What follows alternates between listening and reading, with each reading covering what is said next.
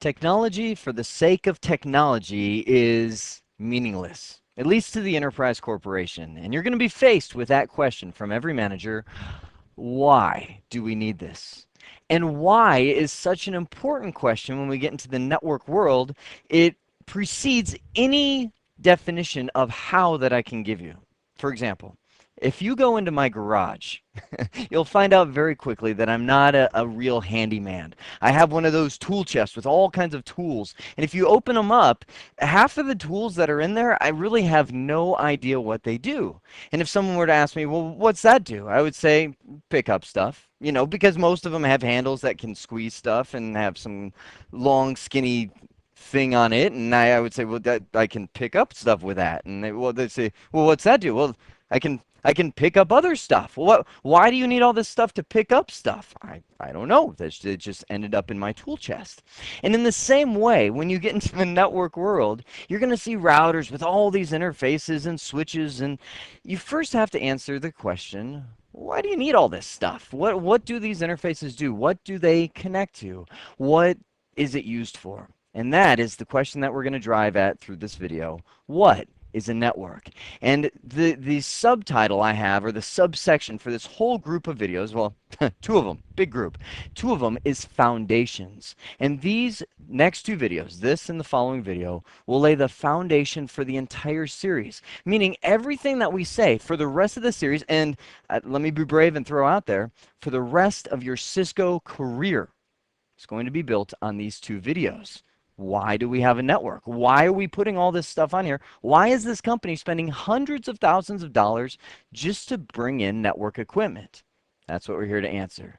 Number one, function of a network. Number two, the pieces that make the network tick. Number three, the applications that use network. And I would say that's a pretty big one, because that's when you start getting to the return on investment question. Why should I spend $100,000 for this? What will I get back? Finally, we'll look at some network designs of how all these pieces fit together. What is a network? That's the question I tried to answer when I created the slide. And it turned out to be a lot more difficult than I thought it'd be, because, I thought, okay, well, we need to start this video off by describing what a network is. And immediately this picture came to my mind. I thought, I'll put a couple buildings on there, a cloud, get some lightning bolts. We've got our mobile user right there kind of hovering from the cloud. Everybody's connected together, and I put it together almost with that Bob Ross painting sense, and I said, voila, there it is. That is a network. But then I started thinking, well, how do I describe it? How do I describe it without using the word thing or stuff?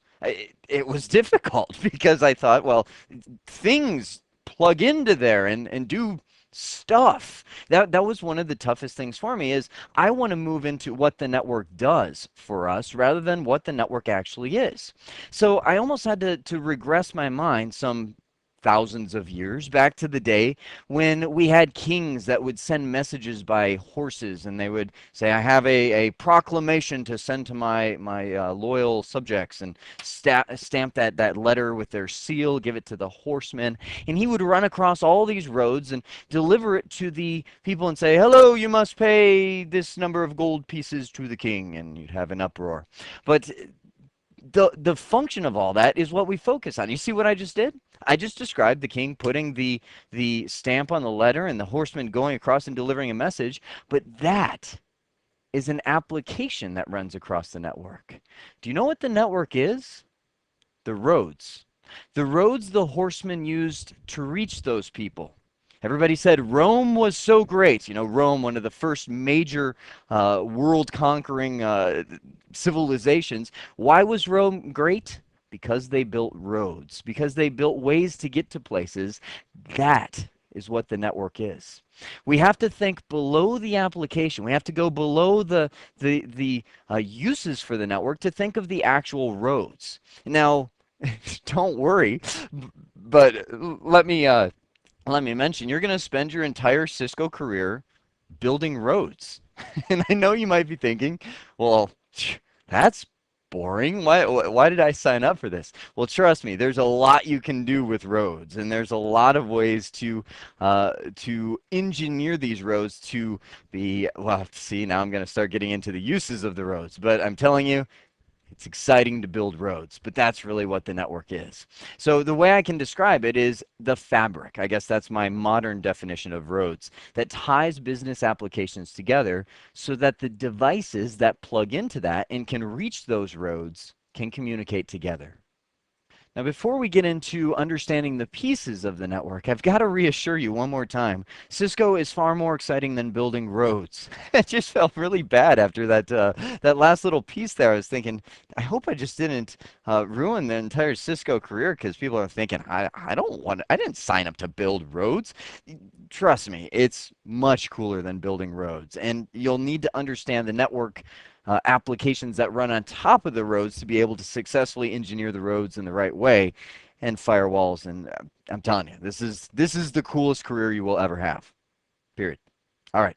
Understanding the pieces of the network.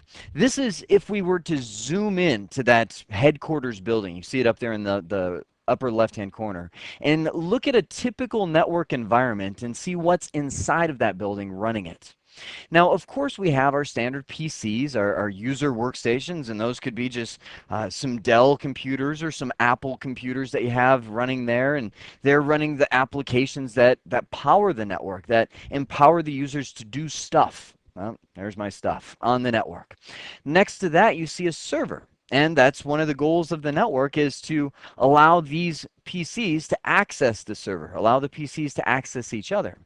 Now, the PCs and the servers connect into the network using a network interface card. If you actually flip the computer around, you'll find a network interface card. A lot of people call it a NIC that is shoved in the back there, and that could be a wired connection. Most of the time, at least in today's world, it is where you have a wired Ethernet cable that you will run from that PC into a switch. Now, the funny thing about the network world is there's a place for everybody. I'm telling you, you may get into this and start realizing, hey, Cisco's cool, but I think that the cabling is much cooler. I'm not kidding. I was actually out at a site that I was setting up. It was a condominium complex, and they contracted me to come in and just set up the internet connection for all the condos to use. And they actually ran fiber optic cable to each of the condos. Now, fiber optic cable is glass. It takes specialized training to work with, and I mean, you're actually running glass tubing to each one of those condos that are capable of just amazing speeds. And I got there to set up the internet connection just as this gentleman was there installing this fiber optic cable, which I have no idea how to install the way he was doing it, and he was actually splicing two of them together. And it was amazing. He actually had in each one of his hands, he was holding it, cable that he was putting into this mystical box that had this little iPod screen on it. And he was kind of holding them together and moving it. And he could, the iPod screen, the small little screen, was like a zoomed in view of the cable. And he was putting it there, and it goes, blink, stop, aligned, a little align thing started blinking on the screen. And he let go and pushed a button. And all of a sudden, you literally on the screen saw these white streaks, the laser. The laser was shooting in there like scalding. I don't know what it was doing. Melting this glass together, splicing the cable. It took about 15 seconds. I'm sitting at the door, almost having a heart attack, watching this happen. And all of a sudden, I will never forget this for the rest of my life. The thing said done, and it goes bing like a toaster oven. I'm thinking, what was that? Was that $100,000 piece of gear that just binged like a toaster oven? And so he opened it up, and wham, this cable that had once been two had now become one. It was spliced together. I was like, that is amazing. And this guy, that's all he does is run network cable. He doesn't know anything about the Cisco router or Cisco switch, anything like that. He just runs cable and makes a very good living at it. So it's kind of funny when I identify each one of these areas. I'm thinking, there's a career. There's a career. There's a career. This network, this road is so vast that there's, I'm telling you, just about something for everybody. What was I talking about? Network cards. So these PCs could be plugging in. Oh, network card. Yeah, I talked about that. The Ethernet cable. Most of the PCs will plug into the network using an Ethernet cable, and we'll talk more about the cabling standards in just a little bit. But that cable will run through the walls of the company into a network switch. Now, a switch is represented with an icon like that, and a switch is just a central meeting place for all of those things. It just has a bunch of ports for all the cables to plug into. You've probably seen one sometime in your life. You go to Best Buy, CompUSA, one of those kind of stores. They're on the shelves, and they just have ports for all the devices to plug in. Now, that switch is what allows local communication. Most people would call that a LAN, a local area network that allows people to communicate just among the local area as far as that Ethernet cable can reach. Now, that switch eventually comes up here and connects to a router. Now, a router, its goal is to connect you outside of your LAN to other networks. Now, that could be it could be just another building that's right down the way from you, maybe 100 feet away, or and you've got another building over here that just you trenched cable under the ground. It could be, and most likely is, one of your links to the internet connection. This right here is considered a WAN, your wide area network connection, something that allows you to leave your network to connect to something that could be very far away. Now, the irony of a WAN link. When you say WAN, you think of, okay, there's that lightning bolt icon again. That's connecting me to the internet, and that must be very far away. But in reality, you essentially have this wall jack. You can see right here, the WAN is supplied by a service provider. You call up somebody like AT&T or Sprint or Quest or one of these big name service providers. They come in, install that wall jack, and if I were to draw this, here's the wall of your company, right? They put that little wall jack right there that you run your cable to your router, and they connect, under the ground, through your neighborhood or through your business's local area to their central office, which may not be that far away. It may be, less than a couple 100 feet, maybe less than a mile. And then that central office uplinks you to another building, to another building, to another building that eventually reaches you to the internet. Now, when you think of the internet, of course, a cloud is often used to describe it like it's this mystical cloud. But really, if you were to peel back that cloud and look inside of it, all you would see is this stuff. You would just see building upon building, router upon router, all connected together in this gigantic web. One of the names for the internet that people have commonly used is they say the internet is just a network of networks. That's all the cloud is. It's just everybody starting to link their network together into this giant grid. And there's so many links on that internet that no one place really sustains it. It just goes through everybody and kind of everybody goes through it. So we'll talk more about the internet later, but that's of course a common network that people connect to. So that service router comes and installs a wall jack. We run a cable from that wall jack into an interface of our router, and that allows us to access the internet. Now down below we have a wide area network.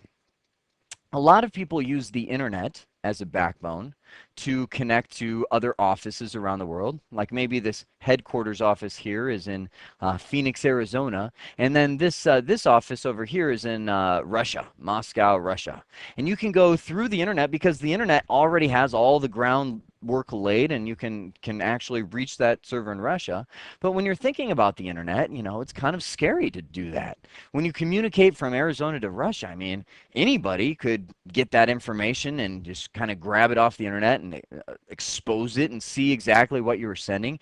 Security becomes a risk, and also sometimes just the internet can't get you there fast enough. You never know. Internet's like Forrest Gump. It's like a box of chocolates. You never know what you're going to get. Sometimes you may have a fast link to Russia. Sometimes it may be slow because you're going through all these networks, and if one of those networks has a problem, that means you have a problem. So we also have a dedicated wide area network, which a lot of agencies use, that they could buy a private WAN link. Let me just write private, and horrible penmanship right there. But that's where we can have our router that we're paying somebody to maintain a link from us through their personal network, and maybe that's AT&T. You only stay on AT&T's network, or you only stay on Sprint's network. You go through their network and they link you up to Russia.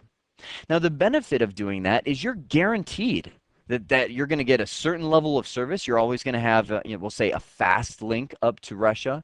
You're always going to have a maintained link that really never goes down to Russia. But one of the problems that you run with that is cost. I mean, since you're paying a company to bring up a private line over to Russia, that's going to cost you a lot more money. So that's why some people prefer to use the internet to connect to their other offices. Other people prefer to use private service providers. The trend is slowly moving over to the internet. As of right now, more private links are used, but the trend is still there where the internet is slowly becoming the ultimate backbone. But these are all the pieces that tie a network together.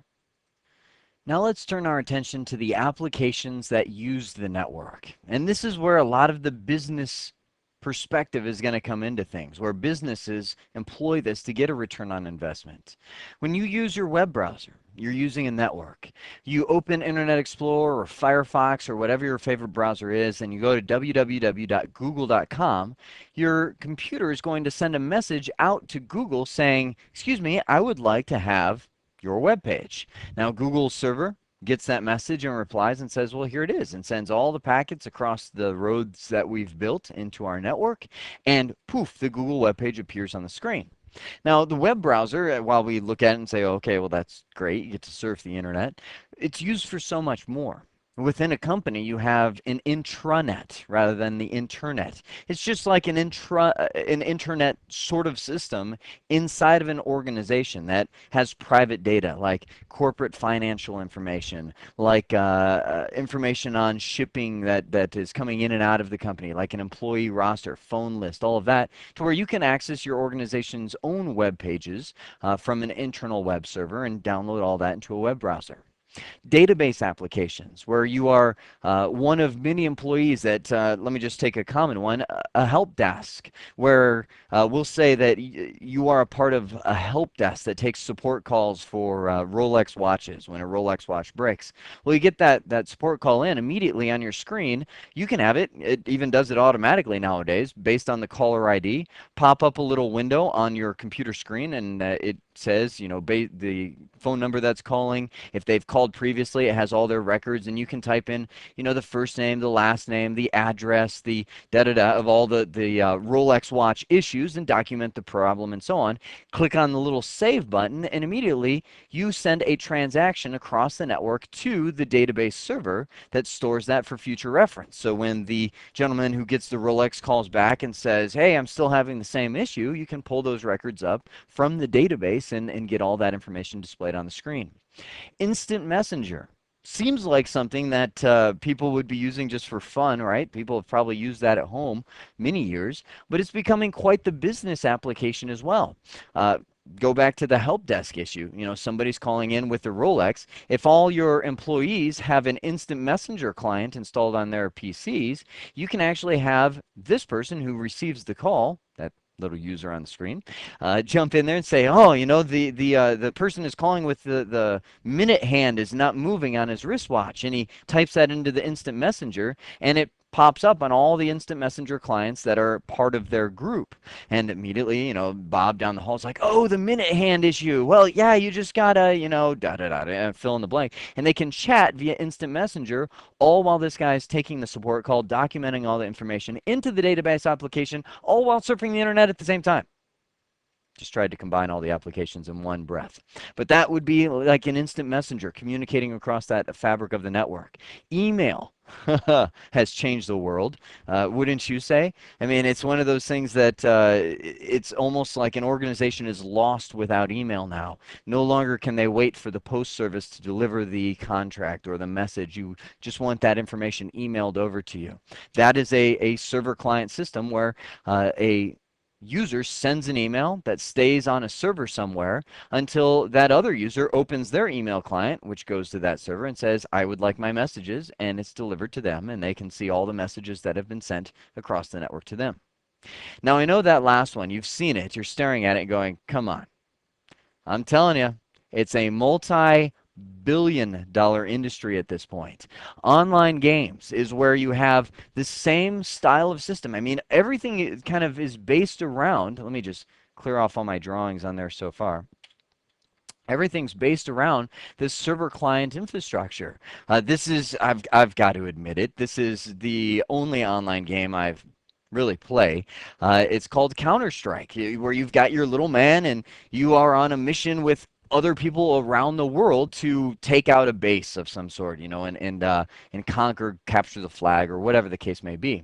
But the idea behind it is everybody around the world is using this application and all streaming their moves, their shots, their whatever else may be involved in the game, picking up a weapon off the ground, all of that is being streamed to the server from this game that's running right here. And the server at the same time is streaming that information out to all of the other clients. So we'll just take this one right here. Has this little man running across the network, shooting all of these people defending the flag, right? Well, every time he clicks his mouse to shoot a bullet, that transmission goes up to the server, and the server sends across the network in real time that message to everybody else saying, bullet has been fired, these are the coordinates, and all of these PCs get that, process it, and, you know, maybe this guy now, you know, falls over because he got shot because the bullet targeted his exact coordinates on the screen.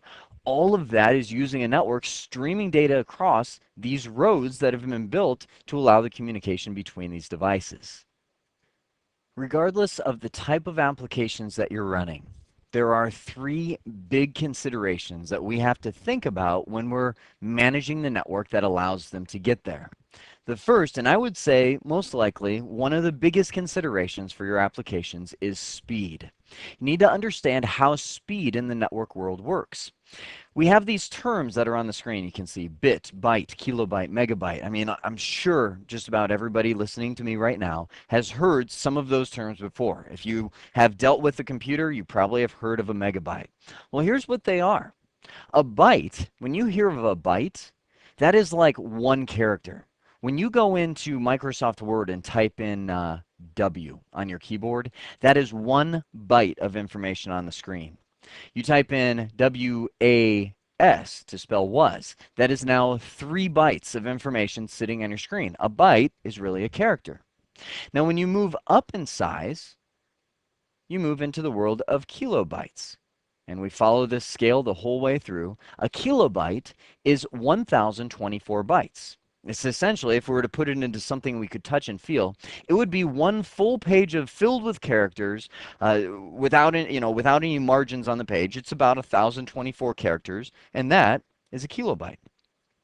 Now, same scale, you take 1,024 of those pages without any margins and fill them with characters and save them all to one place, and you have a megabyte of storage or a megabyte of space that's being used. Now we're getting into terms that we're familiar with, because most of the time when we think about memory on a computer, we think about it in terms of megabytes. Like a computer might have 128 megabytes of memory. It could have that many pages of documentation open in memory at the same time. Or, you know, nowadays it's almost, if you have a computer that has 128 megabytes, oh, you've got an old computer. We've actually moved into the gigabyte phase. Most of the time when you hear about gigabytes, you think about hard drive space. Like, I have a 100 or 300 gigabyte hard drive that is capable of storing 1,024 megabytes in every single gig, which holds 1,024 pages full of text, which holds, you know, individual bytes that are on those pages. All of those go into that size. Now you go above gigabyte and you move into, you know, 1,024 gigabytes is a terabyte, and go beyond that, you get into things, I think after that is the pentabyte and then the exabyte, and after that it gets weird. I think you get into things like yettabytes and zettabytes and who knows? But all of this is moving larger. When we're thinking about speed on a network, the funny thing is we have to move smaller. And it ruins the whole scale, because we look at this, it's 1,024, 1,024. Anyone know how many bits are in a byte? 8. Now, what is a bit? I mean, when you think about a bit, you should be thinking about a 0 or a 1. It's the most foundational computer method of communicating that we have. I should even back up further than that. It's the way that computers work. Still to this day, we have computers that just process bits. You might think back to decades ago when computer programming classes consisted of people using punch cards, where they would literally punch these cards in with almost like hole punches to represent the on and off switches. If you didn't punch it, it was off. If you punched a hole through it, it was on. And that you would feed these big punch cards with all these holes in order into a processor and that would literally be your computer programming. You thought building roads was bad. Try that. I mean, that was the old way we used to process with computers. And the funny thing is we've moved, decades beyond that into Visual Basic and web coding and HTML and all of this stuff. But when you really boil it down, nothing's changed. We still work in ones and zeros on the computer. It's just that it looks much cleaner than it used to because we have all these pretty interfaces in front of it. Now, when we're working with information, every single byte takes 8 bits to create. So when you think of the letter W, you think of 1 byte, but the computer sees it as, 00101100. 8 bits. Now, I don't know if that's actually what W is. I almost guarantee you it's not, but that is how the computer sees it, is 8 bits. When you think, here's one that I would know. When you think about the number, we'll say 64, we think of it as 64. The computer sees it as 01000000. That is the binary version or bit form of the number 64. Now, I know you might be thinking, well, that's 2 characters. Well, computers process numbers a little bit different than they do letters. So that's how a computer handles size. Now, how does this all tie into the network, you might be wondering? Well, the network is all rated at bits per second. That's the actual throughput that it could handle. So for example, if you've had a modem, you might remember, well, we'll say a modern modem might be 56 kilobits per second. That's one of the biggest mistakes that people make is they see that 56 kbps and they think, oh, that's kilobytes per second. Oh, no, it's not. That would mean if it was 56 kilobytes, notice the capital B, per second, that would mean that we could send 56 pages full of text without any margins in 1 second across that link. And that's actually not possible with a 56 kilobit per second link because when you think 56 kilobytes per second, what do we have to do to convert that to kilobits per second? Well, look at that flow chart. 56 divided by 8 will tell you how many kilobits per second that is. So when you think about the network, all of the links are rated in terms that are probably a factor of 8 less than what we're used to dealing with on computers, bits per second. Now, when we move into the types of connection, usually our LAN links, pictured here, we've got computers plugged directly into a switch, will be speeds that are considered high speed. We'll say an old one might be 10 megabits per second would be a type of speed. Even though nowadays those network cards running at 10 megabits per second is considered slow, compared to our WAN links, notice these are our LAN links and these are our WAN links, that's a fairly fast connection. Modern computers and modern switches run at either 100 megabits per second or even 1,000 megabits per second. Most people call that a gigabit per second link. So those are the kinds of speeds we get used to on the LAN. Looking at that, you would say, wow, lots of speed. So I can send files back and forth between these computers. I can message between the computers. I could play an online game between those computers at extremely high speed connections. But when you look at the WAN and wide area networks, and you start thinking about links between your offices or links to the internet, usually those are lower speed connections. In some countries, 56K is a dream. They're like, hey, that's a great link if you've got 56K in some of the third world countries. So you're moving between links from 56 kilobits per second all the way through, who knows? Who knows, really? I mean, the WAN links of today are so varied in their speed, it's just silly. For example, you might have heard of a T1 line. A T1 line is considered a pretty decent connection. A couple years ago, it was considered really fast, but a T1 is 1.544 megabits per second. Just a small fraction of what would be considered today as a very slow LAN connection. And that's a link that would connect you up to the internet. But the T1 line, by the way, if you're looking at a T1 line to the internet, a modern day price would probably be about $300 a month. Wow, $300 a month for 1.544 megabits per second. That's a typical WAN link. As you move higher in speeds, I mean, WAN links today can get very fast, even moving, well, if you pay enough, you can get above 100 megabits per second, but at that rate, you're usually paying in the range of, maybe $80,000 a month for that kind of WAN link. So there's a lot of criteria that go into the WAN, but typically when we talk about the WAN, it's much slower. Now let's talk about the last two on here because I'm looking at my clock. I got to move along. Delay and availability. Applications, some of them have delay requirements. For example, we'll take the big one that's taking over the world by storm, voice over IP. You might have seen VoIP as a term in some of the magazines that are going across the computer industry. That's where phones plug into the network. Those have very specific delay requirements because when I speak, the sound that comes out of my mouth has to move across the network in a certain amount of time. Now, it's not the same thing as bandwidth. Bandwidth is how wide is the freeway, right? How many cars can go on that freeway at the same time? Delay is how fast are those cars moving? There's a lot of things that go into delay, like how far apart are the two locations that you're talking between, how congested in the link. All of those factors come in. Availability is how the network application, well, I'll just say how available the network roads are. If the network goes down and the road goes out, all application activity stops. For a business, that could mean the end of a business. Think of an eBay or an Amazon.com, a lot of online businesses. If the network goes out from under them, the entire business becomes unavailable. The last thing we'll talk about and wrap up with is network designs. A lot of people call these network topologies. What these are ways of designing your network or connecting your different devices on your network together. Now, these designs were from decades ago when we had things like thin net cable, which was the cable that comes out of the back of your cable TV that connect our devices together. And we would actually run this thin net along one big strand called thick net and tap off all these individual PCs. That's what these circles are, individual PC connections. And that was known as a bus topology. And if any one of those, that cable broke, we would lose a segment of the network. If it snapped in half or lost connectivity, we would lose a group of devices.